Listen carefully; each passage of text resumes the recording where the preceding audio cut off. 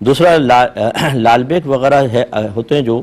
اگر ان کے ظاہری بدن پر کوئی ناپاکی نہ لگی ہو،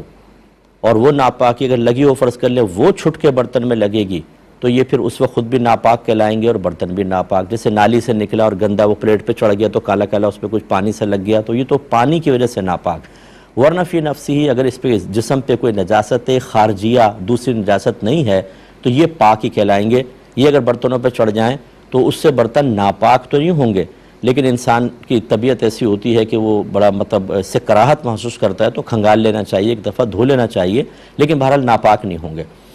اگر یہ پانی میں گر جائیں تو پانی پاک رہے گا، برتن بھی پاک رہے گا. اور اس کے اندر اصول یہ ہوتا ہے کہ ہر وہ جاندار جس میں بہتا خون نہ ہو، اگر یہ پانی میں گر کے مر بھی جائیں تب بھی وہ پانی پاک ہی رہتا ہے.